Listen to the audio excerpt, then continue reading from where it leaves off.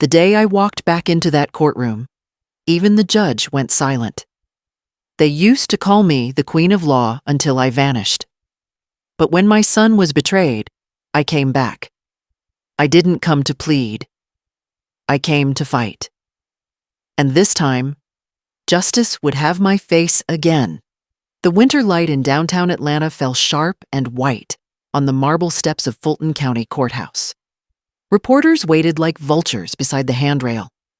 Cameras flashed when the white pickup pulled to the curb. Evelyn Price, known once as Steel Magnolia, now 63 and dressed in her plain lavender coat, stepped out first, the courthouse reflection flickering in her glasses.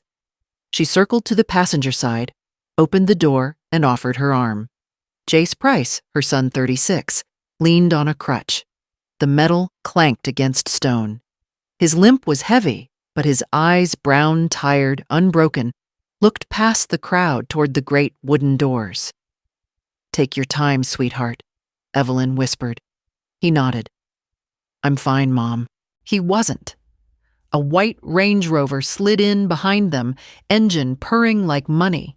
Brielle stepped out all gloss and diamonds in a bright crimson sheath dress that looked more like a victory flag than courtroom attire. Her mother fixed her collar. Her father adjusted the sunglasses hanging from his pocket. The murmurs started instantly. "That's the realtor wife. Price's accident case. Divorce hearing." Jace's jaw tightened.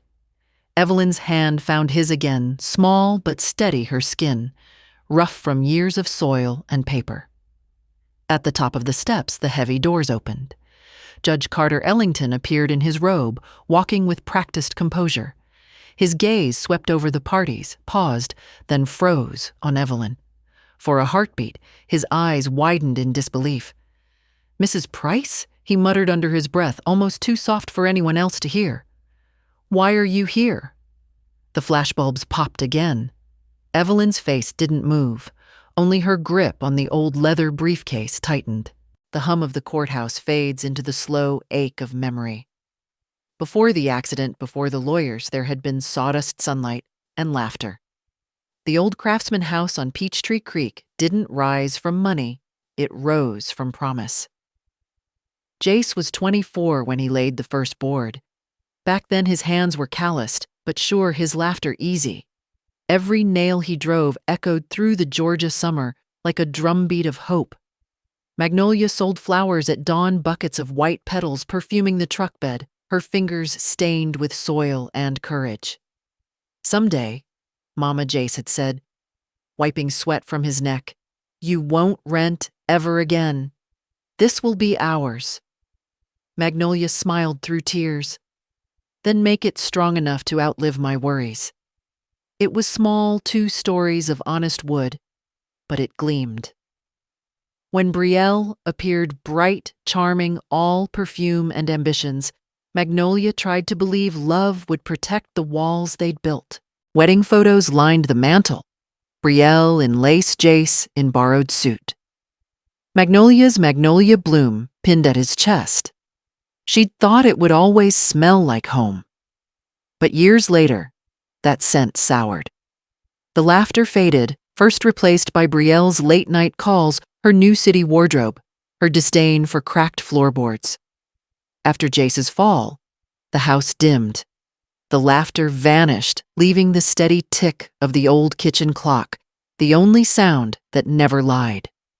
Still, Evelyn Steel Magnolia refused to let the house fall apart. Each dawn she opened the curtains, dusted the photo of Jace swinging a hammer, and whispered, "This home was born of love, not money, and love will not be divided." Outside, magnolia petals drifted like small, silent oaths. It began with thunder. Atlanta's sky had cracked open that morning, spilling sheets of rain onto the half-finished tower where Jace worked. Steel beams gleamed like wet bones under gray light. Workers shouted over the storm. Somewhere, a radio hissed out, "Country music lost in static." "Let's call it off," one man yelled. But deadlines were bills, and bills didn't care about weather.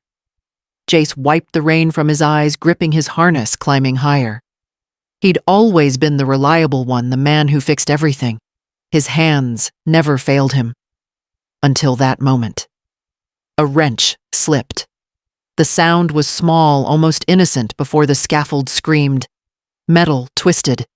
A burst of lightning flashed, and Jace fell. 30 feet. Then silence. When he woke, white ceiling lights burned above him like interrogation lamps. Tubes monitors antiseptic air. His leg was a foreign object wrapped in metal and pain. Magnolia's face hovered beside him, pale but steady. Her hand trembled only once when she brushed his hair aside. "You're here," he whispered. "I always am," she said softly. "Don't you forget that." Days blurred into weeks. Rehab braces, promises from doctors that came with too many ifs. Brielle visited once with perfume too strong for the hospital. She stayed 10 minutes scrolling through her phone more than looking at him. When she left, her heels clicked like a countdown. That night, Magnolia wheeled Jace to the window. Rain streaked the glass again, just like the day it all began. "Storms pass," she whispered, "even the ones that take pieces of us." Outside, the city pulsed with indifferent light. Inside, a mother silently rebuilt her world around her broken son. The courtroom smelled of old wood lemon polish and judgment. Every cough, every creak of a chair echoed like a verdict waiting to fall. Jace sat at the plaintiff's bench, his crutch leaning against the table, his shoulders stiff beneath a borrowed suit that didn't quite fit anymore. His hands fidgeted with the edge of his tie, a nervous habit Magnolia hadn't seen since he was a boy. Across from him, Brielle adjusted her red blazer, the same shade as her lipstick, bold and unapologetic. Her parents sat behind her whispering confidence. She didn't look at Jace. She didn't have to. Every tap of her high heels against the marble floor said it for her. Tap, tap, tap. Each click pierced the silence, a rhythm of arrogance that made Magnolia's jaw tighten. Cole Stanton Brielle's lawyer smirked as he stood. "Your Honor, my client seeks dissolution of marriage due to irreconcilable hardship. Mr. Price can no longer fulfill his role as a husband or provider." A low murmur rippled through the courtroom. Magnolia's grip on her old leather briefcase whitened her knuckles. She had promised herself to stay silent, to let the lawyers handle it. But each word felt like acid in her chest. She glanced at Jace, his eyes downcast humiliation, burning where pride used to live. Behind the bench, Judge Ellington studied them, expression unreadable. The gavel hadn't struck yet, but the war had already begun. Brielle crossed one leg over the other heel, swinging lazily in midair. Her smile was razor thin. The sound came again, tap, tap, tap. Magnolia's pulse matched it. She closed her eyes and whispered almost to herself, "Let her keep tapping. She doesn't know the ground's about to crack." The champagne glass left a perfect ring on the black marble counter. The Buckhead penthouse shimmered in the evening lights. Atlanta's skyline spread like jewelry beyond the windows. Now this, Vince Latimer said, swirling his drink, is how freedom smells. Fresh paint, clean contracts, and no guilt. Brielle laughed, the sound smooth as velvet. Her red dress hugged ambition tighter than love ever had. "Freedom," she echoed, clinking her glass against his. "You make it sound holy." Vince grinned. "Only when the paperwork's clean. Once your divorce is final, we'll list your place off market, quiet deal. I already have a buyer waiting." "My place," she teased. "You mean our house?" He shrugged. "Semantics. You'll have cash and I'll have commission." A beautiful symmetry. A waitress passed, leaving the smell of roses and deceit. Vince slid a thin folder across the counter, pre-listing consultation. Inside, Brielle's signature space waited for ink. "Don't worry about your husband," Vince said, lowering his voice. "Disabled or not, he'll sign whatever keeps the peace. Men like that always do." For a second, something flickered in her eyes. Hesitation. Guilt, maybe. Then it vanished beneath the gloss of her smile. She picked up the pen. Outside, thunder rolled again over the city, distant but growing. Later that night, Brielle parked the Range Rover in front of Jace's modest craftsman home. The porch light buzzed weakly. Magnolia's flowers leaned against the window, white blooms glowing in the dark. She stepped out, heels clicking on the wet driveway folder, tucked under her arm like contraband. Through the window, she saw Jace asleep in his chair, his crutch resting beside him. She lingered only a moment before walking away, whispering, "Soon." A neighbor's ring. Doorbell light blinked, red recording. Somewhere in the shadows, Justice had just pressed save. Night draped over the quiet Atlanta street like a silk shroud. The rain had stopped, but the air still smelled of thunder and wet magnolia leaves. Inside her small bedroom, Evelyn Steele Magnolia Price sat on the edge of the bed, her tablet screen glowing faint blue. She couldn't sleep, not after hearing Brielle's cold laughter echoing in her head all evening. A soft chime broke the silence. Ring doorbell alert motion detected. She tapped. The live feed flickered to life. On the porch stood Brielle, her red coat glistening under the porch light, hair perfect, voice sharp as glass. Beside her, little Piper clung to her doll eyes, swollen from crying. "Listen to me," Brielle hissed, crouching down every word dripping venom. "Tomorrow, when the judge asks, you'll say you're scared to live with Daddy. Say Grandma's too old to take care of you." "Understand," Piper shook her head, trembling. "But I love Daddy. I don't want to lie." Brielle's nails tightened on the girl's shoulder. "If you don't do it, we'll lose everything. You want to be poor? You want to live in that tiny house forever." Evelyn's breath caught. Her hand hovered over the pause button, but she didn't move. She needed every word, every sound. On the screen, Piper's small sobs blurred into the patter of dripping rain. Brielle straightened, wiped her coat, and walked off toward the driveway. The child stood there alone, whispering into the dark. "Daddy, I'm sorry." Evelyn's hand trembled as she pressed record. The app saved the clip to the cloud. For a long moment, she just stared at her reflection in the dark window, an old woman's face lined with fury and resolve. The hum of the fridge was the only sound in the house. Then she whispered low and steady, "They think I've grown soft. They forgot what steel is made of." Her eyes turned toward the worn leather briefcase under the bed. The war had begun. Morning bled into Atlanta's gray skyline. The sun hadn't fully broken through the clouds when Evelyn drove down Riverside Drive, passing rusted warehouses and weedy lots. Her lavender coat looked out of place among the graffiti and dust, but she didn't care. She had a name, an address, and a mission. The sign read, "Eddie's Bait and Tackle," but everyone who mattered once knew it as the den of the old wolf. She stepped inside. The smell of tobacco oil and river mud greeted her like an old memory.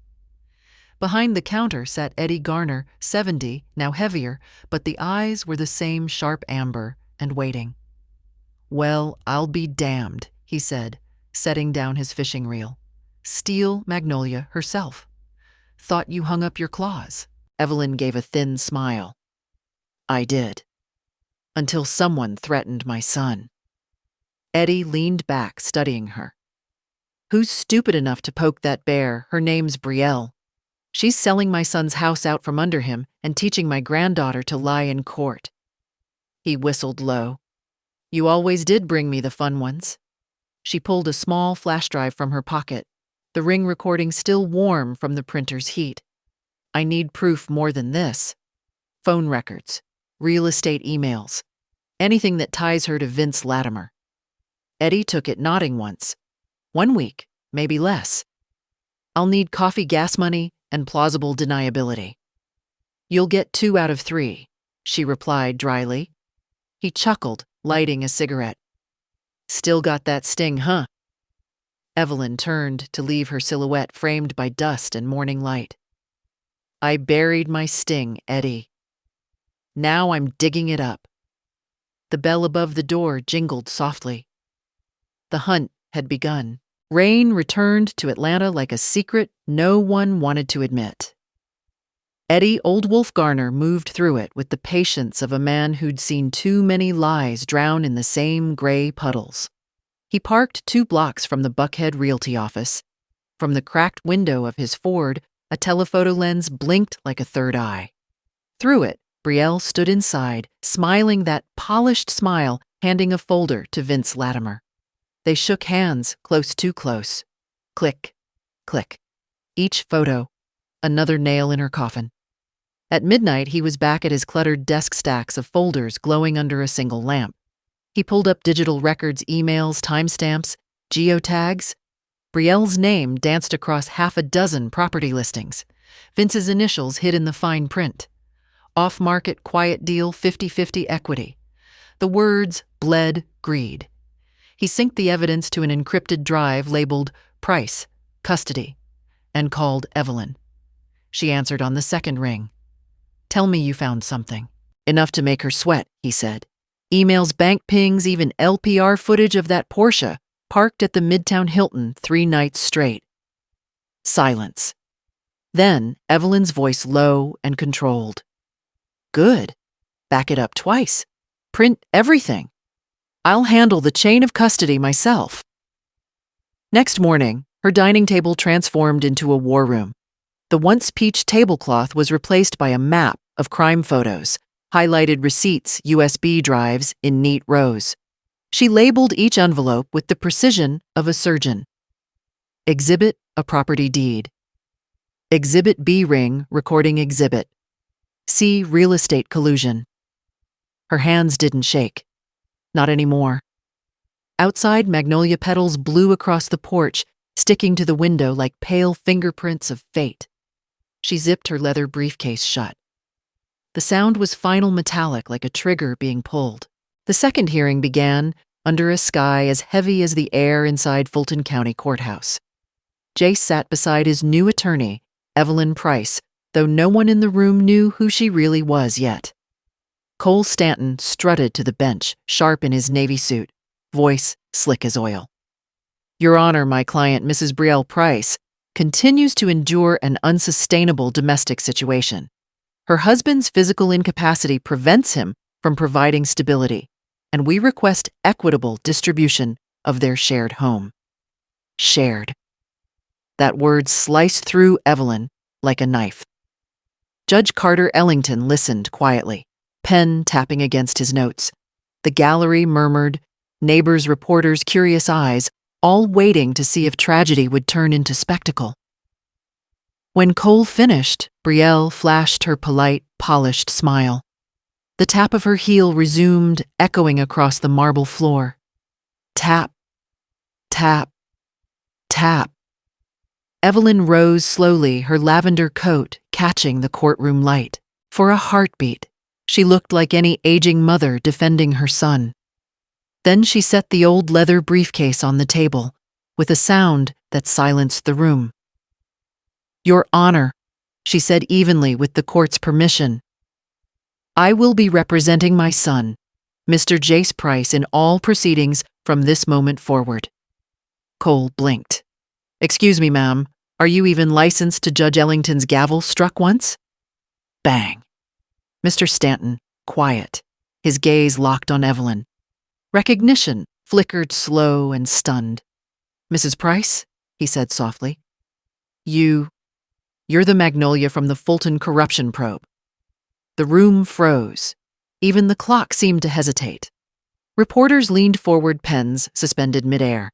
Evelyn didn't move. I never cared for the nickname Your Honor, but yes, I am. Cole's smirk faltered. Brielle's heel stopped mid-tap. The sound that replaced it was the whisper of pages turning rumor, spreading like wildfire. Evelyn straightened her notes, and before we discuss my son's worth as a husband or father, perhaps we should first discuss truth. Because truth doesn't limp, Mr. Stanton. It stands. The judge leaned back, lips twitching in something between awe and dread. "Well then," he murmured. "Court recognizes counsel." Steel magnolia. Gasps rippled through the gallery. The battle had begun. For a moment, silence ruled the courtroom, then Brielle snapped it in half. She rose too quickly, chair scraping across the marble. "This is ridiculous," she shouted, voice sharp, with fear hiding under arrogance. "She's not even practicing law anymore. She's just Cole Stanton's hand shot up to hush her, but the damage was done. Cameras clicked. Reporters leaned forward, hungry. Cole recovered fast, his smirk returning like a bad habit. "Your Honor," he said smoothly, "we'd like to question the credibility of Mrs. Price as counsel. It's public record she left the district attorney's office under controversial circumstances." He produced a folder, sliding it across the table. Tabloid headlines spilled out, grainy photos, sensational words. Steel Magnolia Falls DA's star prosecutor quits after high-profile defeat. Gasps, murmurs. Even the clerk looked up. Evelyn didn't blink. She reached out calmly, gathered the papers and folded them once, precisely before setting them aside like trash she'd already burned 1,000 times. "Mr. Stanton," she said softly, "I don't answer to gossip columns. I answer to law. Do you still remember what that is?" A nervous laugh rippled through the gallery. The judge's gavel came down once. Bang. Enough. This court will hear arguments, not theatrics. Brielle sank back into her chair, face pale beneath her makeup. Cole whispered furiously into her ear. Evelyn, meanwhile, adjusted her glasses, her gaze steady on the judge. "Shall we proceed?" "Your Honor." "Judge." Ellington's eyes softened, not pity, but respect. "Proceed, counselor." Magnolia's lips curved into the faintest smile. Under the table, her hand brushed Jace's trembling fingers. "Time to remind them," she whispered, "why they once feared my name." The air inside the courtroom turned cold again, like the building itself was holding its breath. Evelyn opened her leather briefcase with a deliberate click. The sound carried slicing through the whispering crowd. From within, she drew a manila folder, wrapped with a thin silk ribbon. Neat, ceremonial, fatal. "Your Honor," she began evenly, "I'd like to submit Exhibit A, the property deed for the residence located at 217 Peachtree Creek Drive." Cole raised an eyebrow, forcing a smirk. "And what, pray tell, does that prove?" "That the house my son currently lives in was purchased and paid in full 2 years before his marriage to Mrs. Brielle Price." She placed the papers on the clerk's desk one by one, each page like a card in a magician's final trick. A purchase agreement, a bank transfer receipt, and finally a county record, bearing a single untampered signature, Jace Price. Evelyn turned toward the bench. As this court knows under Georgia law, premarital assets remain separate property unless commingled or refinanced during the marriage. Neither occurred. Every mortgage payment came from my son's personal account, documented, verified, traceable. The judge adjusted his glasses, scanning the documents. "These appear authentic," he murmured.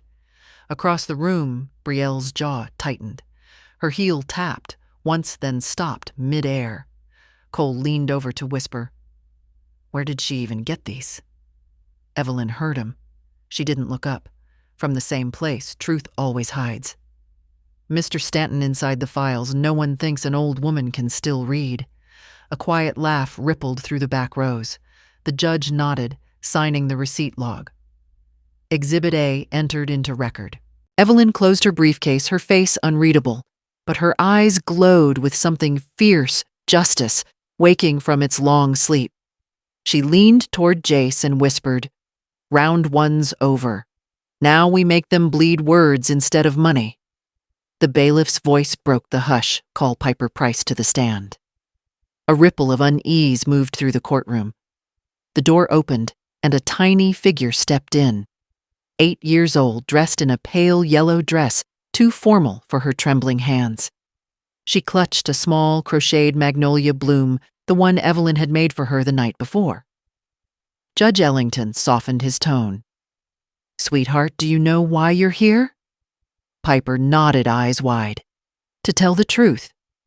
Evelyn's heart squeezed. Even Brielle shifted, pretending to smile. Cole bent down beside the child voice, slick with false kindness.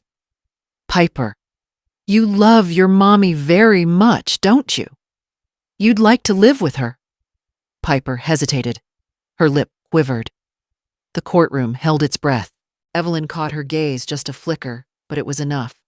The child straightened, fingers tightening around the little flower. "I love my mommy," she said softly, "but I love my daddy more. He's the one who helps me draw. He makes pancakes on Sundays. He never yells. I'm not scared of him." Gasps. Someone in the back wiped a tear. Cole froze mid-sentence. Brielle's painted smile cracked. "Piper," she whispered sharply, "remember what we talked about Judge Ellington's gavel hit once?" Bang.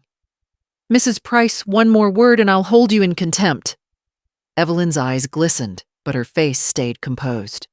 The judge leaned forward. "Piper, where do you feel safest with Daddy?" she said, voice barely a whisper. "And Grandma." For a moment the world went silent, then hearts began to beat again, heavier, louder, prouder. Evelyn's hand rested over Jace's. No words needed. Truth had just found its smallest, bravest voice. The room was trembling in silence long after Piper left the stand.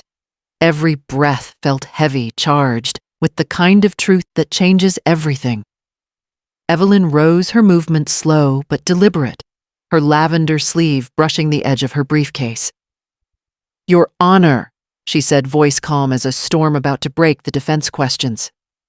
"My granddaughter's sincerity. I have something that will answer those doubts." Cole frowned. "Objection." "Overruled," the judge said. Eyes narrowing. "Proceed, counselor." Evelyn reached into the briefcase and pulled out a small flash drive. The clerk took it carefully, inserting it into the courtroom monitor.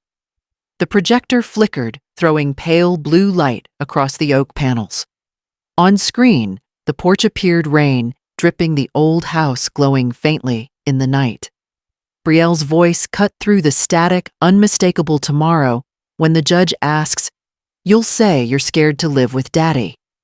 Say Grandma's too old to care for you." Understand gasps filled the room. Piper's small sobs echoed next, fragile but clear. "But I love Daddy. I don't want to lie." Brielle's tone turned ice. "If you don't, we'll lose everything. You want to live poor, you want to stay in that little house forever." Then silence, except for the patter of rain and the faint sound of Piper, whispering, "Daddy, I'm sorry."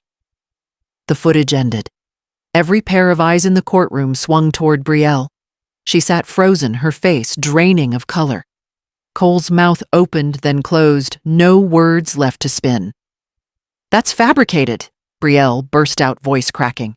She faked it. It's edited."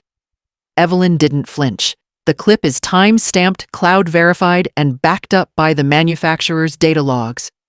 I welcome a forensic audit." Judge Ellington's gavel struck.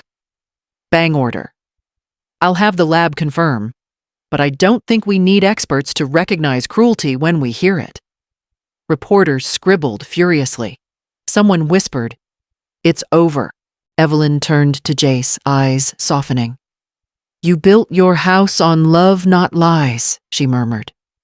Jace's lips trembled. For the first time since the accident, his shoulders straightened. The Queen of Law had returned, and the courtroom finally believed it. By the time the lab technician confirmed the clip's authenticity, Brielle's face had gone sheet white. But Evelyn wasn't done. Not yet. "Your Honor," she said, pulling another envelope from her briefcase, "I have Exhibit C, Cole, exhaled already defeated." "And what miracle is this one proof?" Evelyn replied simply that Mrs. Brielle Price intended to sell my son's home before the divorce was finalized. She handed the folder to the clerk. Inside lay color-printed emails. Brielle's name and Vince Latimer's threaded together like a noose. Subject lines glared in bold, off-market deal. Split 50-50 post-decree. Judge Ellington scanned the pages, brow furrowing deeper with each line. This was dated 2 months ago. Cole leaned in, whispering frantically. Brielle, tell me you didn't sign anything. Her lips parted, but no sound came. Evelyn continued. Voice calm, deadly. These messages were obtained legally from the broker's business account under subpoena authorization.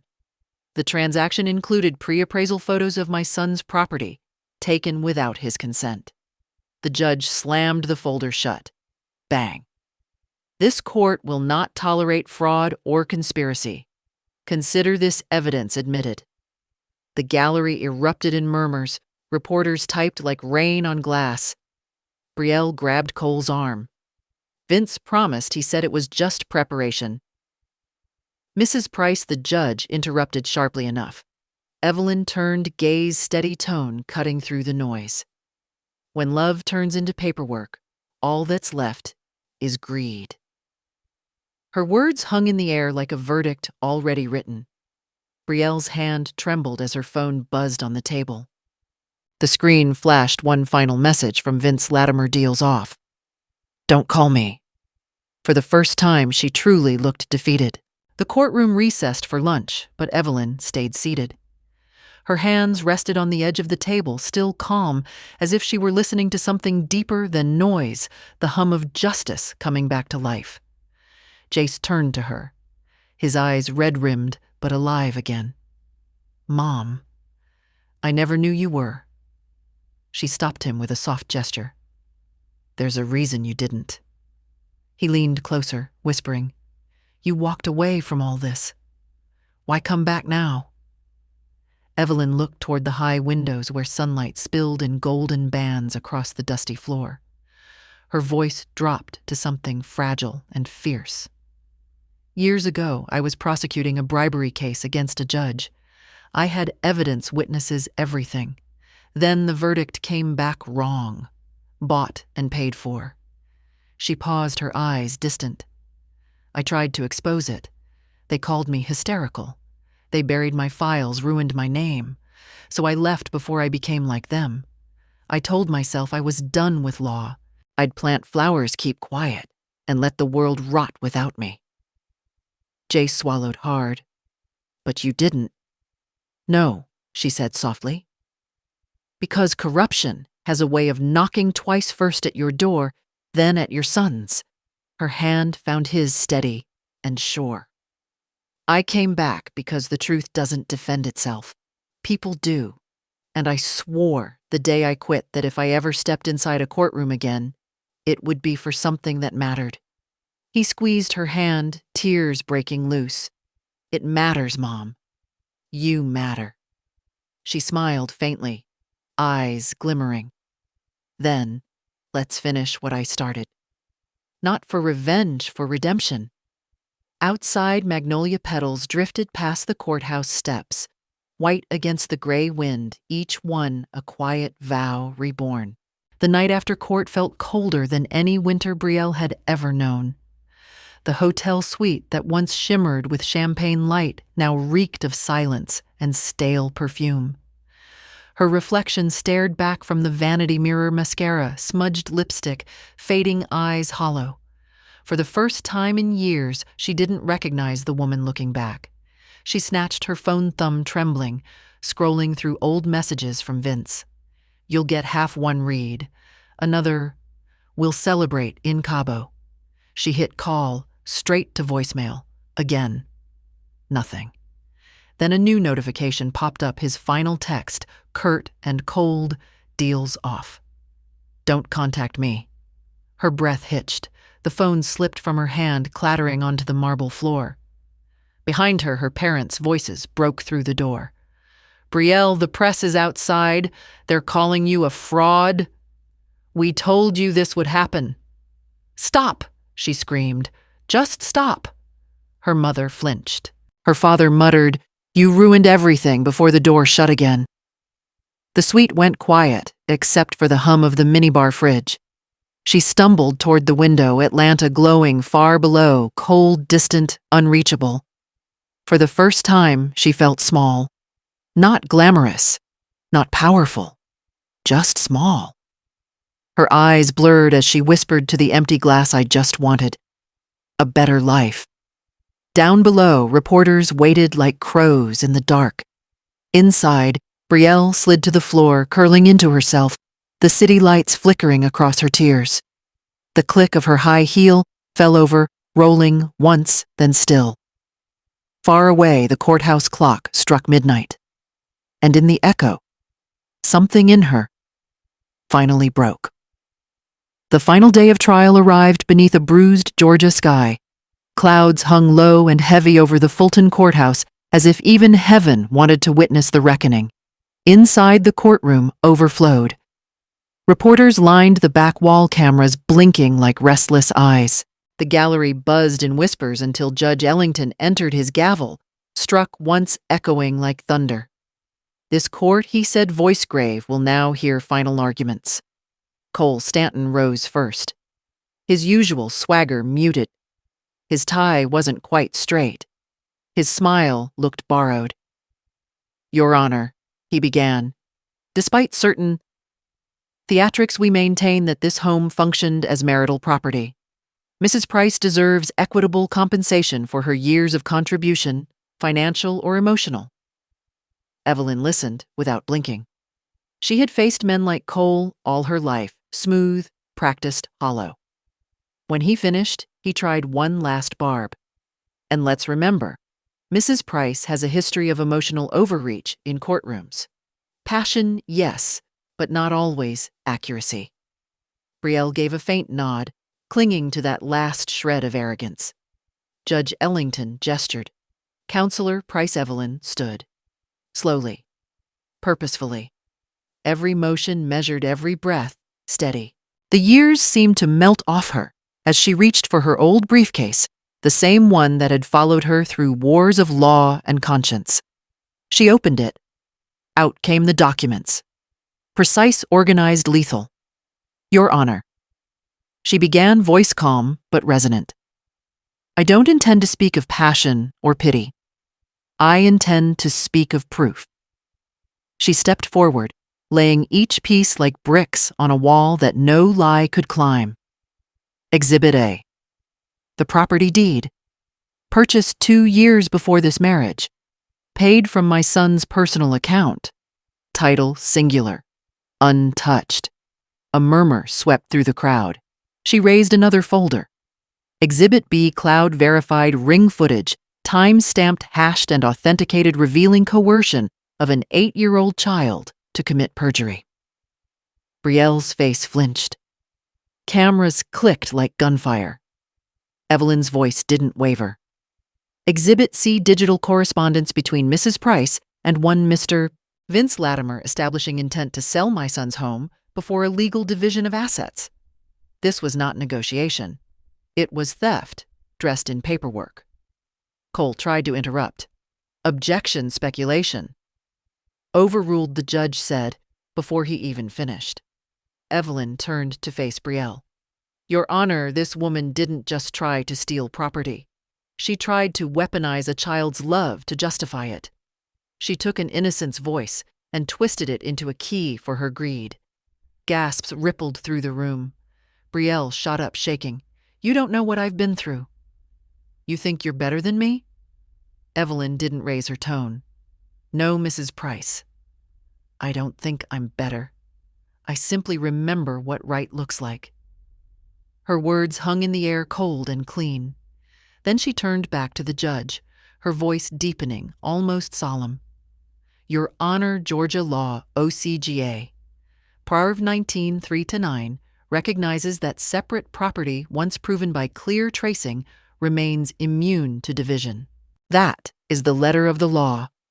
But today isn't only about statutes. It's about sanctity. About the idea that a home built by hands of love cannot be cut in half by greed. She paused, looking around the courtroom. The audience had fallen utterly still. When my son built that house, he wasn't just laying wood and stone. He was building dignity. And when he fell, he didn't lose that. Disability does not erase worth. Poverty does not erase pride. But deceit. Her gaze found Brielle again. Deceit erases the soul. Cole shifted in his seat. Even he couldn't meet her eyes. Evelyn continued her tone, softening only when she turned toward the gallery, where Piper sat beside a social worker clutching her doll. This child, Evelyn said gently, told the truth when every adult around her tried to bury it. She reminded us what justice sounds like before the world teaches you to fear it. I asked the court not only to protect her home, but to protect the meaning of home itself. The courtroom seemed to breathe as one. Judge Ellington's gavel rested quietly in his hand. His expression, grave, thoughtful, betrayed emotion behind professionalism. Cole made one last desperate attempt. "Your Honor, my client was under emotional distress." Mr. Stanton, the judge, interrupted. "Sit down." A hush followed. Evelyn drew a long breath. "I have one final thing to say." She opened her briefcase one last time and pulled out a single weathered piece of paper, creased, yellowed, fragile. "This," she said softly, "is the resignation letter I wrote 20 years ago when I walked away from the district attorney's office. I kept it because it reminded me of my failure. I left because I couldn't save the victims I swore to protect. But today," her eyes shimmered, "today I came back to keep that promise." Her voice trembled for the first time, not with weakness, but with feeling. "I'm not here as a lawyer or as a headline or as a ghost from an old scandal. I'm here as a mother, as a grandmother, and as a citizen who still believes that truth deserves a pulse."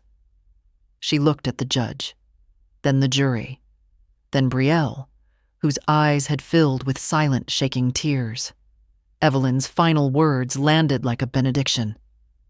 "Justice may sleep, Your Honor, but it never dies. It just waits for someone brave enough to wake it." Silence. Then slowly applause began at the back of the gallery. It grew soft but unstoppable until the gavel struck. Bang. Order, the judge barked, but even he couldn't hide the faint tremor in his voice. Brielle sank back, head in her hands, sobbing quietly. Cole gathered his papers, no longer smirking. Evelyn exhaled, shoulders trembling. Jace reached for her hand under the table. She squeezed it once, strong and steady. Outside the tall courthouse windows, sunlight finally pierced through the clouds, scattering light across the oak benches like shards of mercy. The storm had broken. When the applause finally died, the courtroom felt hollow like thunder leaving the sky after lightning had burned its mark. Cole Stanton sat motionless, papers scattered before him. The confident mask he'd worn through the trial was gone. He looked older now, tired, ashamed. He stood slowly, tugging at his tie as if it were strangling him. "Your Honor," he began, his voice softer than anyone had ever heard it, "I withdraw my closing statement." Judge Ellington raised an eyebrow. "On what grounds?" Cole swallowed hard. "On the grounds that I won't defend what's indefensible. I reviewed those documents, that footage." He hesitated, glancing at Brielle, broken mascara running like ink. "And I can't, in good conscience, argue against it."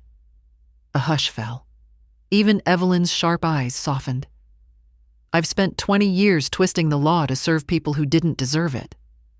Cole continued, words trembling now. "Today I remembered why I became a lawyer in the first place, to seek truth, not bury it. So, if the court will allow, I recuse myself from this case." Judge Ellington leaned back, expression unreadable. "Noted," he said quietly. Cole turned to Evelyn. "You reminded us what the law is supposed to sound like," he said, voice cracking.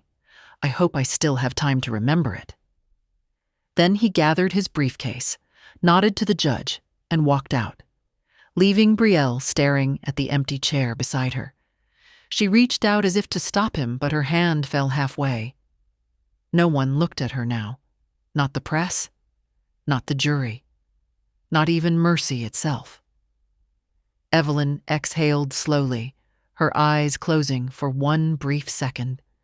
Justice didn't always roar, it sometimes whispered through the quiet surrender of the guilty. The gavel struck once. Bang. The courtroom straightened like a single body, inhaling at the same time.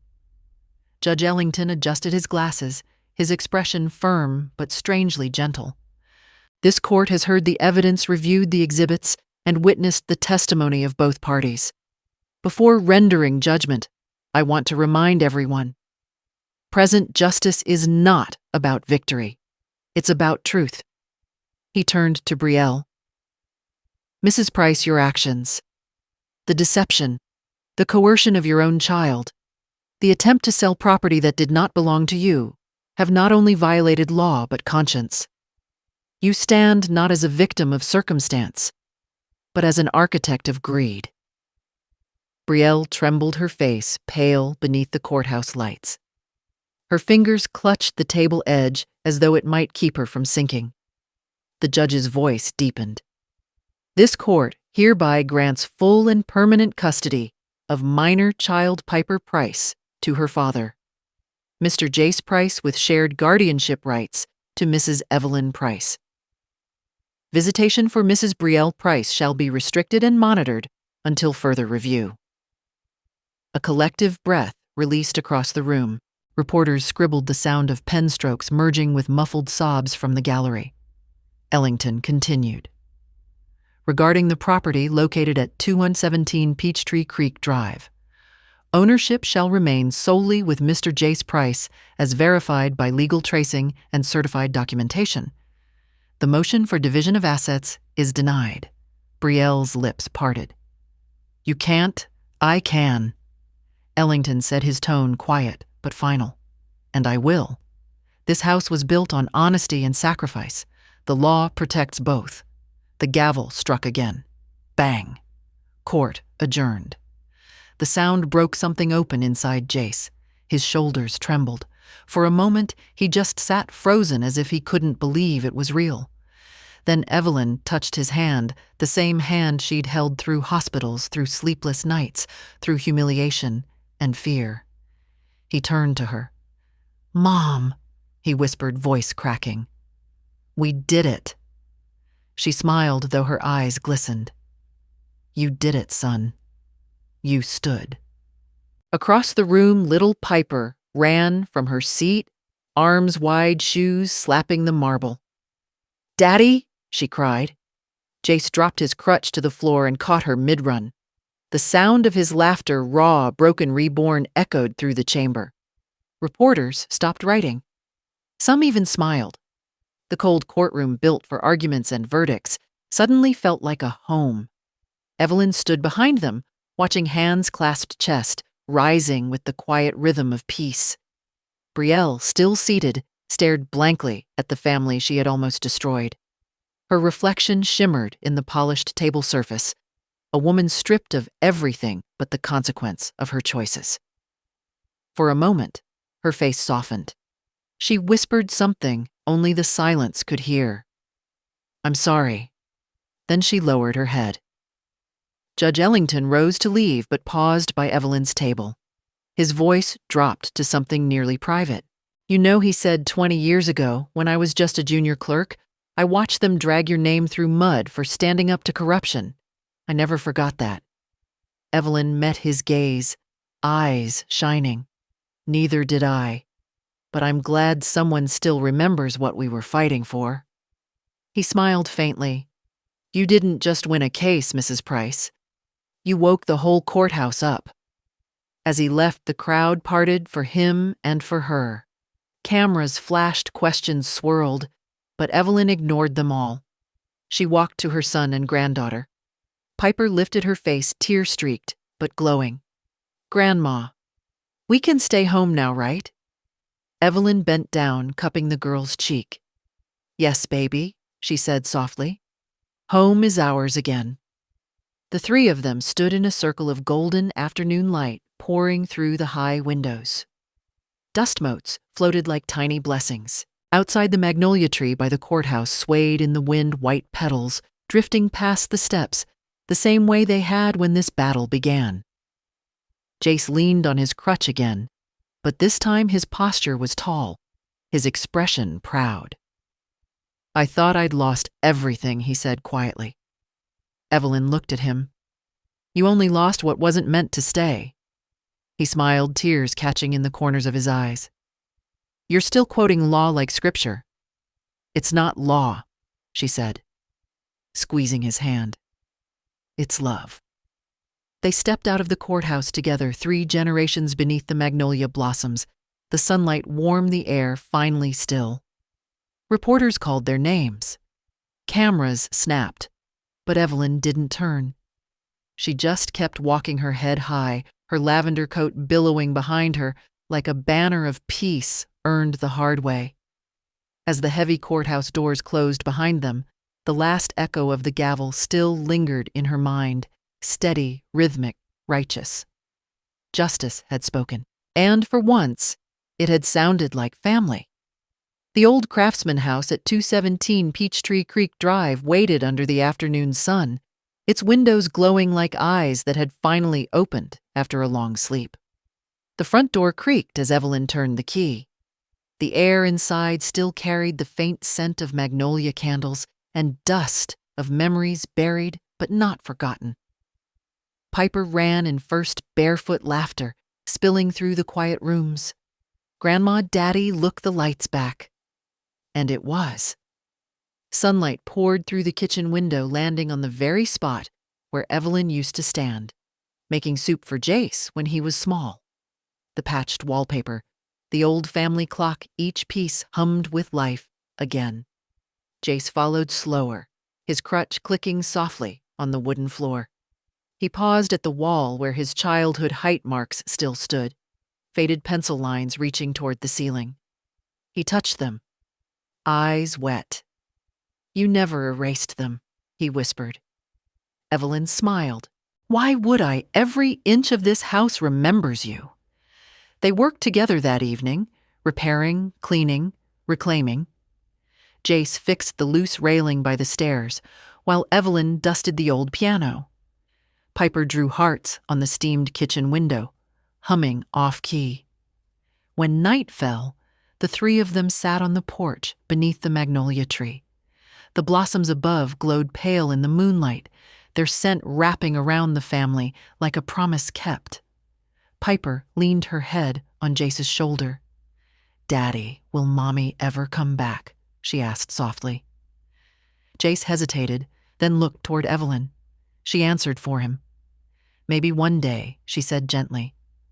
"But tonight, sweetie, we're exactly where we belong." The porch light flickered on a warm golden halo, bathing them in calm. Jace exhaled, the weight of years finally lifting.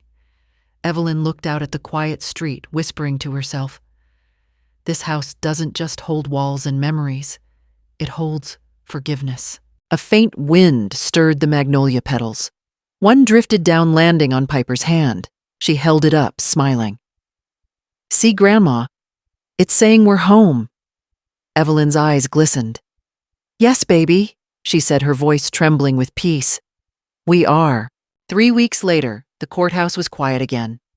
The headlines had faded from the front pages, but the story lived on in whispered reverence. The Queen of Law returns and wins for family. At her kitchen table, Evelyn sat alone with a cup of black coffee and an open notebook. The morning light fell across the page in thin golden bars.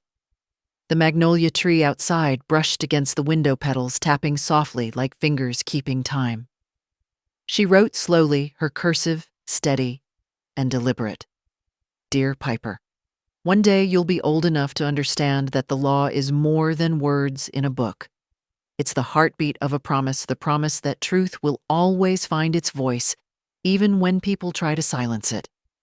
You saw me fight, and maybe you thought I was brave. But courage doesn't mean you're not afraid. It means you show up anyway, because someone you love needs you to. The world will try to tell you that justice sleeps, Don't believe it. Justice rests only to regain its strength. When your time comes, wake it gently but firmly. Love, Grandma Evelyn. She signed the name she hadn't written in 2 decades, Evelyn Magnolia Price Attorney at Law. The pen lingered over the final period.